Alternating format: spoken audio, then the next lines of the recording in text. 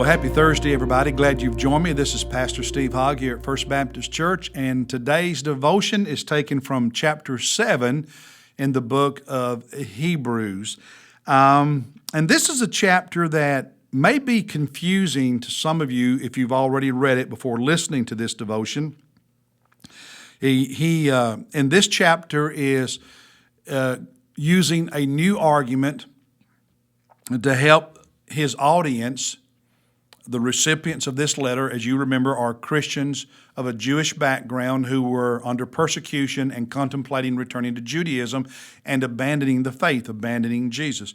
And he's going to illustrate for them, teach them in this chapter that Jesus and his priesthood are greater than the Jewish priesthood, and therefore if they leave Jesus, they're going to something that is actually less. So let's work through some of this. Chapter 7, verse 1, "For this Melchizedek, king of Salem, priest of the Most High God, who met Abraham as he was returning from the slaughter of the kings, and blessed him, and to whom also Abraham apportioned a tenth part of all the spoils." Now, he goes on and talks about the priesthood of Melchizedek, and that's different than the Jewish priesthood, and Jesus is after the order of Melchizedek, not the Jewish priesthood. What's going on here? All right. Melchizedek, all we know about him is what we learn in a few passages in Scripture.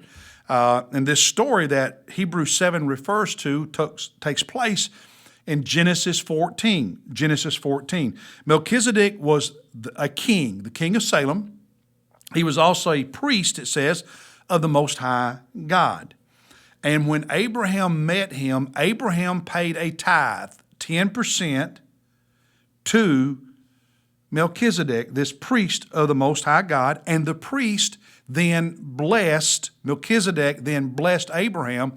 And in their culture, the greater person always blessed the lesser person. So is saying in a very real sense, Melchizedek, as the priest of the Most High God, was greater than Abraham. Now, Genesis 14, when this event in Abraham's life takes place, was centuries before the Jewish priesthood was ever established. A few weeks ago, we were reading in the book of Leviticus. You'll remember that. And we learned about the establishment of the Jewish priesthood with Aaron being the first high priest and his sons being priests, and that in the centuries after that, all the Jewish priests were descendants of Aaron. Aaron was a member of the tribe of Levi. The other members of the Levite tribe, the Levites, were those who assisted the Jewish priest.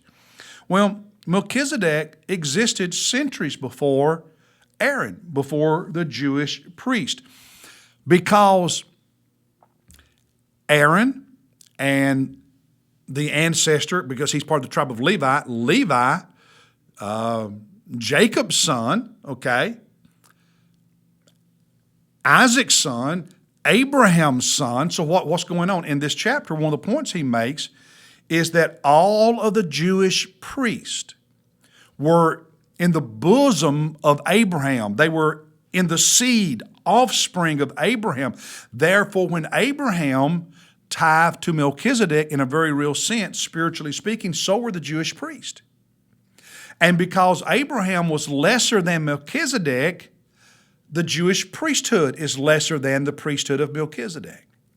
And Jesus' priesthood is like Melchizedek's priesthood, not the Jewish priesthood. That makes his greater. So this author is doing some very detailed technical arguing, if you will. Now, there's more in here. Melchizedek, one of the confusing verses is verse 3. Without father, without mother, without genealogy, having neither beginning of days nor end of life, but made like the Son of God, he remains a priest perpetually. He's referring to Melchizedek. Well, remember, the Jewish priest had to be direct descendants of Aaron. So they kept very meticulous genealogical records. And no one could be a priest without being able to prove that he was a direct descendant from Aaron. Okay? That's why that matters. Now, Melchizedek, this doesn't mean that he literally had no biological father, no biological mother. It does not mean that he was not biologically born or biologically died. When it talks about without genealogy, what he's saying there in verse 3 is that in the biblical record, because remember, the Levites and the Jewish priests kept meticulous records. There is no record in Scripture anywhere of Melchizedek's birth, death, mom, or dad. So it's like he just appeared. He was and had no end. All we know is this one experience. And so that becomes a symbol, if you will, a picture, if you will, of Jesus Christ having no beginning and no end, because Jesus is divine. He is eternal.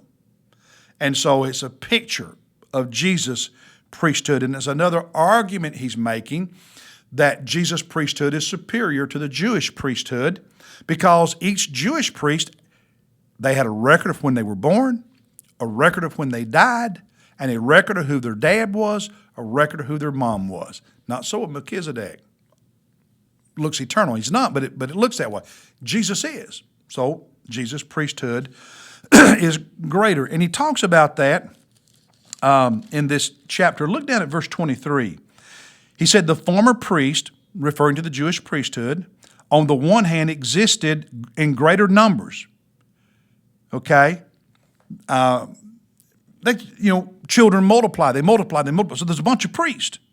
But Jesus in verse 24, on the other hand, because he continues forever, holds his priesthood permanently. In other words, every Jewish priest was a priest for a brief period of time, and then he died. Jesus is an eternal priest, makes his priesthood greater.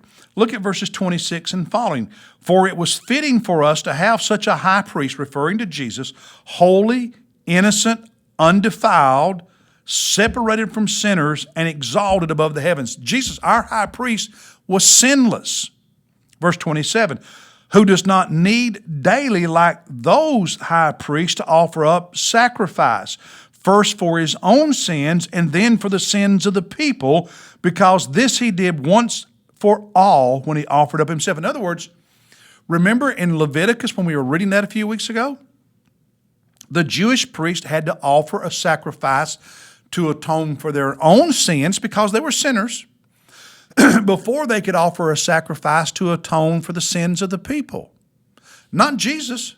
Jesus was sinless. He only made atonement for the sins of the people. Never had to make atonement for his own sin because he had no sin. And Jesus only did it once. His priesthood is greater because the other priest had to go time and time again, year after year, on the Day of Atonement and offer sacrifices. Jesus did it one time for all. Thus, his sacrifice is greater, his priesthood is greater, everything about Jesus is greater. One last passage, verses 18 and 19. For, he says, on the one hand, there is a setting aside of a former commandment because of its weakness and uselessness, for the law made nothing perfect. The law made nothing perfect. And on the other hand, there is a bringing in of a better hope through which we draw near to God. In other words, what Jesus did made the old covenant obsolete.